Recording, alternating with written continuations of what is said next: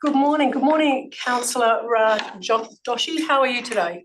Good morning. I'm very well, thank you. Can you see and hear me clearly? I can indeed. Brilliant, thank you. We're about to start today's meeting. I will officially open the meeting at 9:33 a.m. and I would like to acknowledge we are hosting this meeting on the traditional land of the Whadjuk people of the Noongar Nation. We acknowledge the Aboriginal people as the traditional custodians of Western Australia.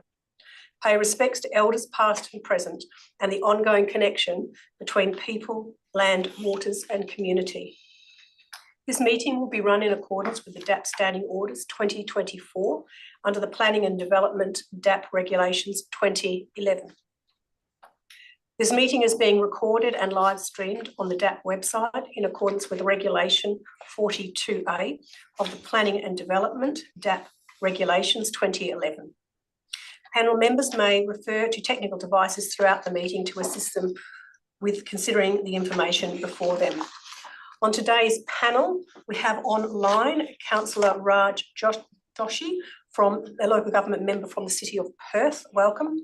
In the room to my furthest left, we have John Syme, Specialist Member. To my immediate left, we have Clayton Heim, Deputy Presiding Member. My name is Francesca Lafanti, Presiding Member. We have two apologies for today's meeting, Councillor Liam Gobbett and Deputy Lord Mayor Bruce Reynolds. There are no members on leave of absence. Minutes for this meeting will be available on the DAP website. Joining us also in the room are officers from the City of Perth and the applicant and his team. I will now ask for a show of hands that you have duly considered all matters before you in relation to Part B of the agenda and Part B related information. That is unanimous for the minute taker. Members, are there any disclosures of interest in relation to this item? And I will first go to Councillor Raj Joshi. Does this matter go before a council meeting at all? No, it has not, no.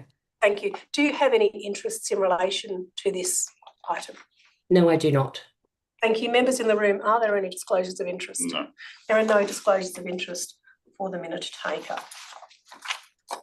We are moving now on to item 3, the application before us at numbers 78 to 84 and 86 Brown Street in East Perth, the demolition of existing structures and the construction of a 7-storey residential aged care facility, including the St Bart's Office Administration. We have one presentation, Mr. Peter Simpson. As you are aware, you've been here numerous times to the panel. You know that there is a 3-minute time limit. We have received your material and read through your material. I will hand over to yourself for presentation, and I understand you have other parties with you able to participate in any questions, and if you want to introduce those members as well. That's correct. With me I have Warren Phillips from St Bart's, and I also have Nick Preston from Hodge Collard Preston, and also online I think is Adam Roebuck from Address, who's a project director. I will be brief because quite frankly this is an exceptional development.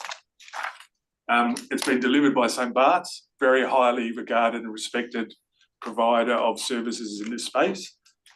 St Bart's is generally the only provider of residential aged care for the homeless that are at risk, and the location is appropriate in terms of its other facilities and its provision of service for these facilities. The design has been very well designed by Nick and his team.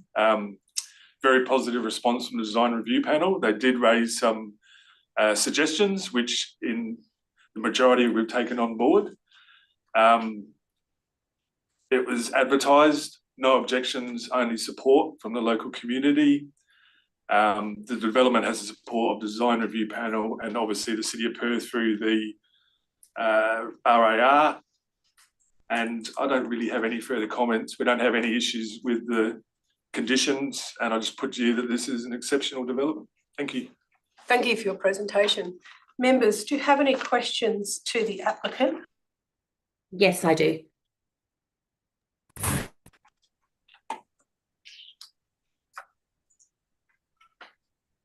Oh, am I okay to proceed? Or? Yes, it just dropped out. Can you see and hear us okay? Yes, I can. Yes. On the screen. So over to yourself, Councillor Raj Joshi, if you have any questions to the applicant and or the other team members. Thank you, through you, presiding member. So my question is, I have a few questions and I'll just go through them. I'll go through them and then, yeah, we'll see. So 131 to 133 Brown Street is actually heritage listed. Can I ask that in your design, will you uphold sort of that heritage, the heritage of those buildings and those close by, and emphasise the historical streetscape that Brown Street embodies? Yes, so I might see some comments from Nick Preston, but at the start of the process, and you'll see through the elevations with the podium structure at the lower levels of a brick nature is reflective of the heritage surrounding the site. Do you have any other comments? No, that's exactly right. So part of our DRP presentation, we went through that context of the local heritage buildings, and that's what we're reflecting in that two-storey brick podium for the building. Thank you very much. My next question is, what strategies are in place to minimise environmental impact of the demolition and the build in terms of sustainability, energy efficiency, and more importantly, noise impact and potential access implications to local residents and businesses during this time? So in terms of the demolition and construction, I think one of the conditions, I don't have the exact one at hand, it's the last one, I think. Condition 15 requires us to prepare a demolition and construction management plan, which obviously need to be supported and approved by the city prior to them issuing us with a demolition permit and the building permit. So from a demolition and construction point of view, we haven't prepared that yet, but we're in the process of, and that will consider those impacts. Thank you. My next question is, can you provide more on the design, especially around the car bays?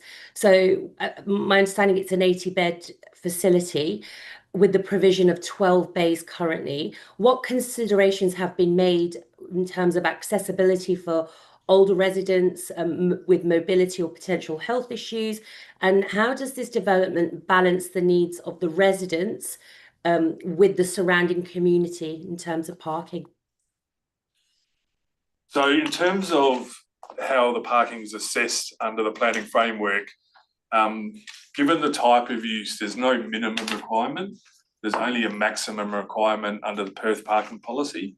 And in essence, we could provide no bays, but obviously that's not beneficial.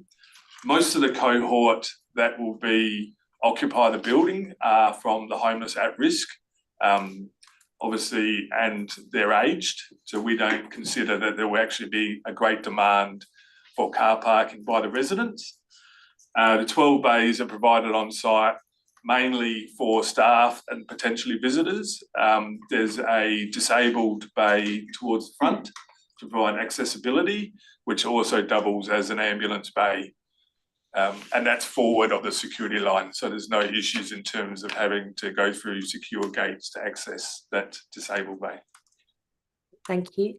And my last question is, what level of consultation has been made with the First Nations community, given the location of this site?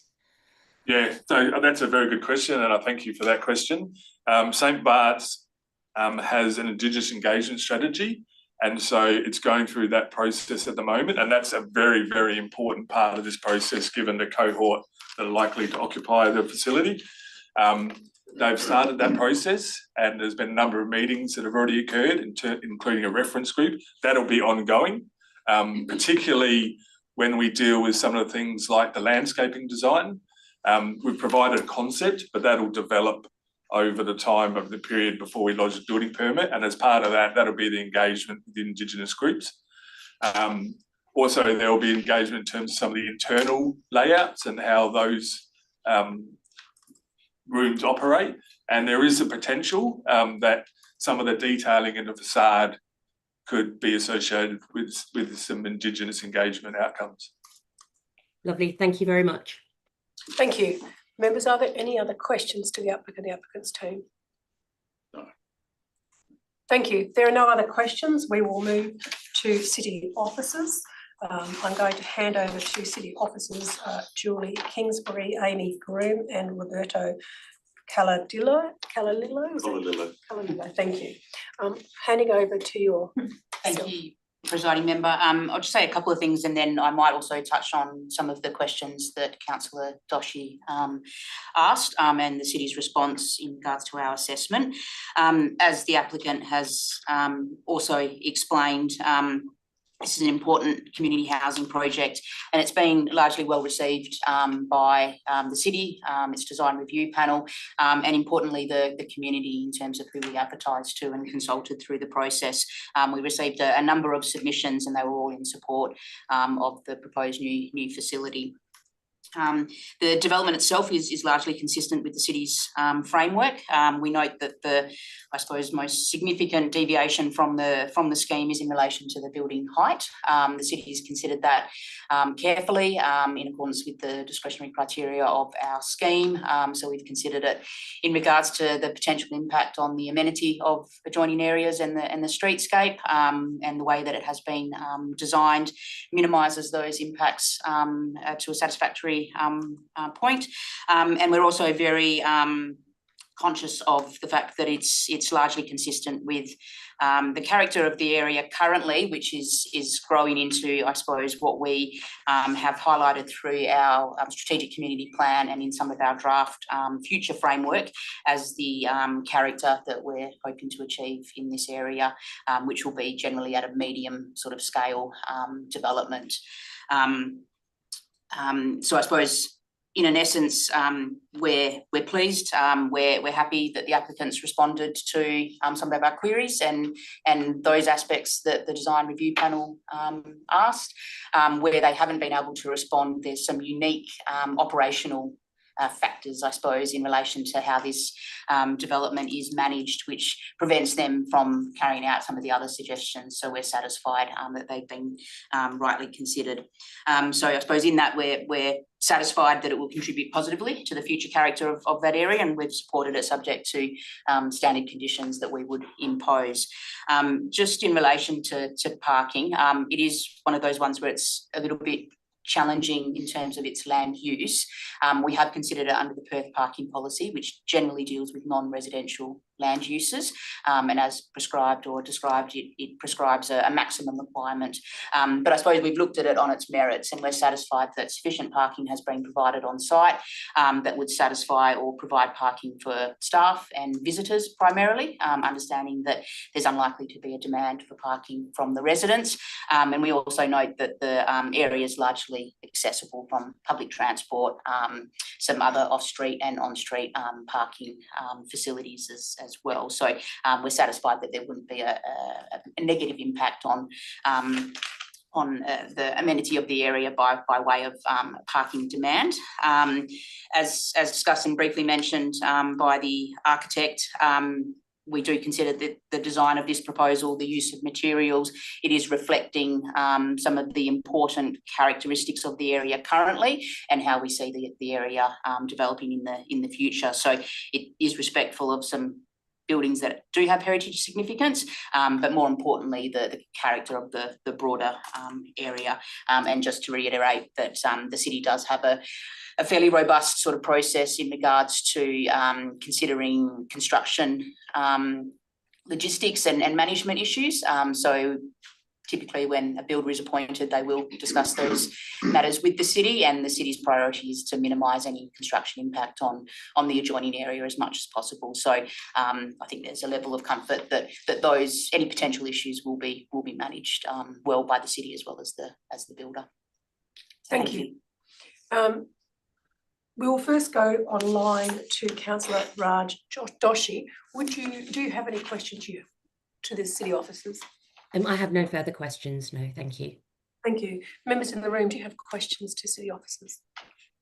I have a couple of questions. I know the report refers to potential development at the rear of the site, and it's referred to in the RA, noting that it doesn't form part of consideration of today's meeting. Can you just speak through the design and particularly things like some of the variations? You cited the rear setback. I know they're quite minor, but you referred to the rationale of the setback, particularly on the upper levels, to be appropriate in the context of a development that we don't actually have or haven't seen or is not approved. So could you just talk about that, or was that a very minor element in the reference to the proposal? And I'm conscious that in the comments I've already given, it's not a element that we can really take into consideration. It also indicates here that they're to be contained as separate proposals. So could you speak to that and the way that you gave that in reaching your determination that that setback variation was appropriate? Okay, thank you for the question. So to the north of this site, the city is also in receipt of a current development application. It's been submitted and it's proposed by the same project team as here today. With all good intentions, we were hoping that they would run parallel and we'd be able to present them to you at the same time, because it would definitely help. But we haven't been able to do that, so it will come before you shortly. It's for a similar scale development to the north. It's 7 or 8 stories, 8 stories. It's well set back from the boundaries. We're just negotiating a couple of still minor outcomes, and it's for a further social housing development. So we've taken it into account. Like I said, ideally we could have presented them and you would see how they would interact with each other.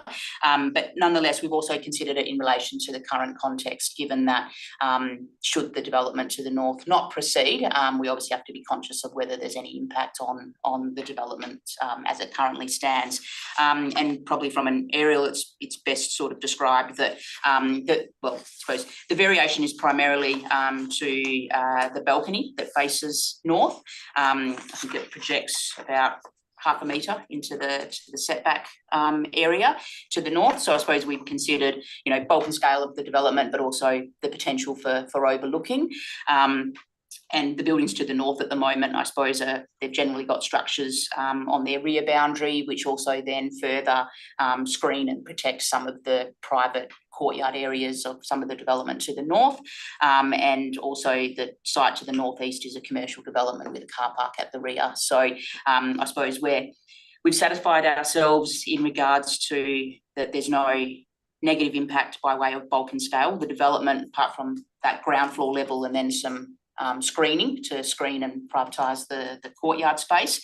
That's sort of minimal development close to the boundary, but the majority of the development is well set back. It's set back between 5.5 and 7 metres, which is a fairly significant setback in this context, and we're satisfied that it protects the current amenity of anybody adjoining, and it would also then I suppose be respectful of potential impacts of the proposed development. My second question is similar, and I'm containing those questions. My sort of earlier comment was just a sort of context.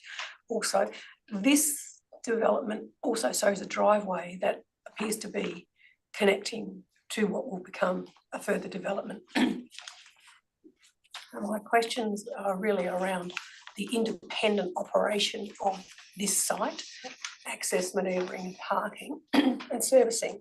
And the material I've got here, can you confirm that this stands and operates independent regardless of what the new development is? It doesn't, according to our material, is not designed to be a second stage of this. It's from the material I've got in my row, it is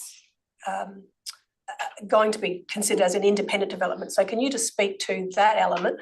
And again, I'm really trying to make sure that in my consideration today, this comfortably stands independent of reliance on the activity of a future development. Yeah, thank you. No, absolutely, it's an important consideration because even though we have the applications, they're separate applications, they're the same project team, the city has assessed them in isolation, in a sense, in regards to ensuring that each development is compliant or satisfies our discretionary criteria and can operate in isolation. So in regards to the driveway access, that will provide access to the parking bays on site. The proponent might be able to add some additional comments at the end in terms of how the developments may or may not operate together, because there's some security matters that they've had to deal with. But we're satisfied that the parking bays in terms of manoeuvring and access can all operate regardless of what happens to the north. So even that extension there, it's required generally to assist with vehicles turning around and going out in a forward gear. Otherwise, ideally, we'd probably like it as a bit more landscaping to the site. But our engineers and us as officers assessing it are satisfied that it works independently of anything else that may happen around it. Thank you. And my final question relates to height, quite substantial change from the 3 stories in your current framework to the 8 stories as part of your future framework. Now, note that you have a strategy that's been put in place, a more recent one, but your information here talks that your scheme is only to commence advertising, so it's got very little weight. Can you speak a little bit further? You've made some comments about it. You've talked a lot about the potential future of your scheme as well. Can you just confirm could you provide some further comments about the appropriateness of that height in the context of the framework we have as well as your emerging framework? And I note you have already provided us the material about the scheme provisions and the discretionary provisions around variations. So you don't need to go over that. Okay, yeah, no, just to confirm that we have considered it in the context of the current framework. I suppose where the city's at a stage where we've progressed a future framework with, I suppose, 2 aspects of it having different levels of weight and therefore our consideration. So we do have an endorsed local planning strategy, so that has been endorsed, and that provides, as you know, some high-level guidance in terms of some future areas for intensification, some areas that we've identified as having important sort of character qualities, and future heritage areas. So this area, as part of the Kensington Brown Street portion of East Perth, or the Claysbrook neighbourhood, has been identified in our strategy as a character investigation area. So we've identified it as having some important characteristics that we want to maintain the amenity and attractiveness of that area, whilst it develops for, I suppose, more intensive residential uses particularly. So it is identified in the strategy as a low to medium scale development area as residential at approximately 8 stories. So we are guided by that a little bit, and obviously in the matters to be considered, we can and do consider this document. The city's also drafted a local planning scheme number 3 and a suite of local planning policies that help support that. We're still waiting for consent to advertise our draft scheme, but in the meantime we've processed a number of our policies through council, so that the intent is we advertise the suite of documents together. So we do have draft guidelines for a future Kensington and Brown Street character area, which gives more specific details in relation to height and future setbacks. So I suppose we've considered it in relation to the fact that it's out there, it's been endorsed by council, it's got council's sort of approval for the intent of the area, but we're very mindful that it hasn't been advertised, so it hasn't been considered as a seriously entertained document. It's a guiding document for us, and I suppose in consideration of the height through the strategy, through the draft policies, we've also then looked at ensuring then the development meets some of those other requirements that we're looking for, and part of that is a front setback that's landscaped, and as the proponent mentioned, it's conceptual at this moment, but we've got a condition, and through some of their advisory groups, we believe they'll come up with a satisfactory landscape response to the front setback, which will help sort of give and align with the future character of this area. So we're satisfied that the height and scale of this development will fit into what we're intending to create in the future. Thank you. Members, are there any other questions to city officers? Thank you. There are no other questions. We will move back to the agenda. Members, at the beginning of the agenda is the recommendation for approval. As per the MIDAP standing orders, we will now go to the recommendation. Is there a mover of the recommendation as written? It is moved Clayton Hine. Is there a seconder? It is seconded John Syme. Mr. Hine, would you like to speak to the? Thank you, Madam Chair. I'm quite happy with the proposal, and from what I've read and what I hear, it fits within the intent of the current framework and the future intended framework. So I have no issues with the height and the way it addresses the street. It obviously fits or aligns with the specific purpose housing defined within the LPS 26 and is a preferred use. So from that point of view, it is an ideal use for this location. The justification provided in the RAR are also noted and supported. In terms of design, there are some very nice elements to the proposal, including the landscape deck. I think that's a great part of the development. I know concerns raised by the DRP, and some of those have been addressed. Others are yet to be addressed or considered by the applicant. But there are valid reasons, I note also, why some of those things can't be put in place as part of the design of this proposal and the operational aspects. So on balance, I support the proposal. Thank you. Thank you. Would seconder Mr. John Syme like to speak to? Yes, thank you. Look, I agree entirely with those comments, and I'd just like to add a few things. First of all, I'm an East Perth resident, so I know this area well, and have lived with this area for a long time. And I must say that, first of all, St Bart's has got a few facilities around there, and they are very, very good neighbours. So I have absolutely no doubt that this will fit in from an operational point of view extremely well, because the history is that they are terrific neighbours.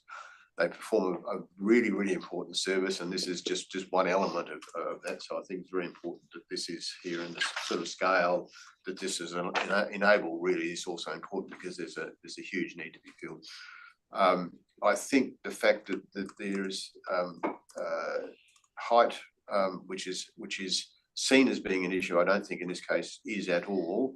I think first of all it fits in with the local streetscape extremely well, the choice of materials and so on. You've got the old substation across the road, which is really driving, and the Bones warehouse complex, which is really driving the aesthetic, and that picks up on this really nicely.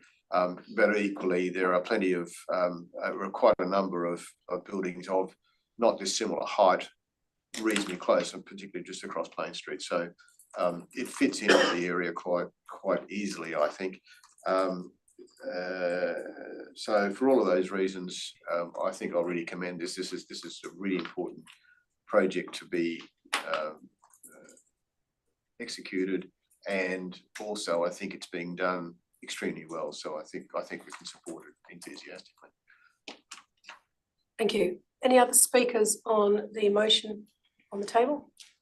I will speak to the motion. I am supportive of the proposal. As has already been indicated, the design, from my perspective, the design approach is both sensitive culturally and locationally, both in its interior and exterior considerations. I think the form and scale is also consistent with both the planning framework in terms of current and emerging, and I'm satisfied that discretionary considerations for variation are appropriate and supported in this area. I would commend the design approach taken by the applicant, particularly the very generous upper level open communal space. It is quite unusual to see such a large space for a development of this scale, and not only in terms of its location and sizing, it's also got significant opportunity for spaces, internal smaller spaces within that larger space. I would also commend the design changes that have created open interest and views into the street, although not direct activation other than the entrance, although there is a breakout space as well in that area. But that also works well within the local area, and I also support and commend the design in including the differing material palette to reflect the local context. As indicated today, I'm satisfied that in terms of on-site parking is consistent with what is expected within the locational context, the framework that it's in, and the nature of its use. Obviously, being within the city of Perth, parking is not something that is encouraged to put extra parking in, as in some other areas. This is one that its location relies on great accessibility, provision of transportation offerings, as well as indicating sensitivity around the individual and the nature of the development. Those are my comments in support of the proposal. If there are no other speakers, I move back to the mover, Mr. Clayton Hine, for the right of reply and close of debate. I don't think there's anything I need to say, Madam Chair. Thank you, members. We are going to the vote. All those in favour? It is carried unanimously for the minute taker. I move back to the agenda. There are no Form 2 applications for consideration today. There are no Section 31 SAT applications for reconsideration. There is a number of items listed in our other business Part D for information. None of those relate to the City of Perth, and I will accordingly close today's meeting at 10:04 AM and thank everybody for your participation.